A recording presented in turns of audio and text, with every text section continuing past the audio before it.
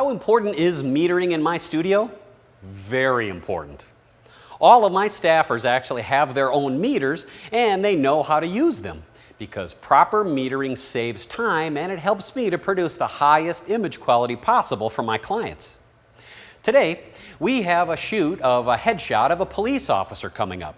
So before he arrives, let's get the lighting all set up. We'll start by setting up our meter to the speed of the digital system that we're going to use. Typically, we'll have ISO 100 set into the ISO 1 setting of the meter. That's for the DSLRs that we shoot. And we'll plug 50 into the ISO 2 setting because that's the speed we like to use on our medium format digital backs. Some jobs, actually have us shooting both systems. So the dual ISO feature of the 558R is a great time saver. For our camera today, I've chosen the DSLR. And for the settings, I plan to have a typical portrait depth of field for focal length of 100 millimeters. So we'll shoot at f8.5 with a shutter speed set at 1/60th of a second. That's for flash sync here in the studio. We could use a higher sync if we needed to due to surrounding light levels being a little bright, but 1/60th of a second is typically what I use most of the time. First, we need to meter the main light with the meter placed into the subject's area, right where the subject's face is going to be. Then we're going to point the dome right into the lens. We're going to take a meter reading and adjust the power of that main light so it reads f8.5. Not f8 and 1/10 or 2/10, but f8.5. Sekonic meters actually have a few neat options at your disposal. You've probably noticed that my meter is set to allow me to work in 1/10 stop increments. This is great for digital and for transparency films.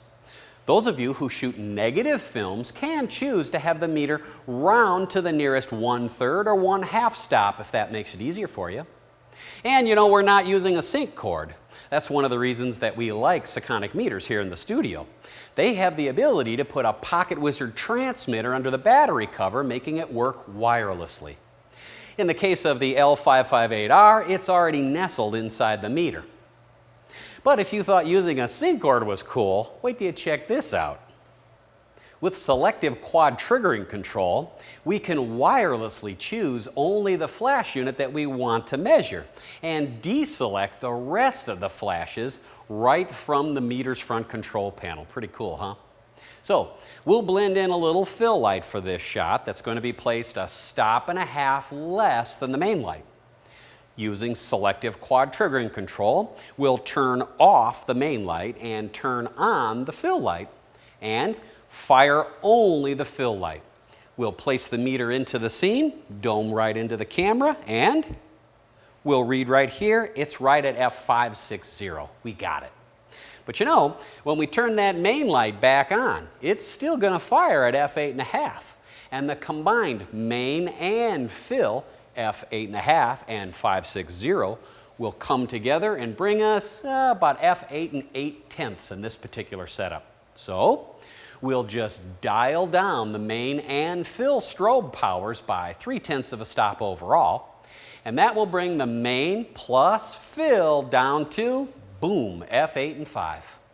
We need a background light for this shot, so we'll place one right behind the subject's chair and point it straight at the background.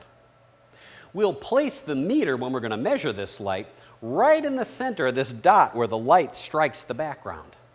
And we've decided we're going to make that 2 stops brighter than the camera setting just for fun. There's no rules here. I just decided that 2 stops over my working aperture is a good starting point for this shot. So we place the meter in the center, right there, point the dome right back into the camera lens, and make a test reading.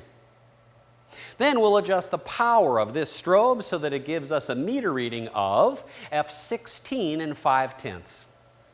Finally, we need some more separation between our subject and our background. To do this, we're going to use a pair of kicker lights. See them back there?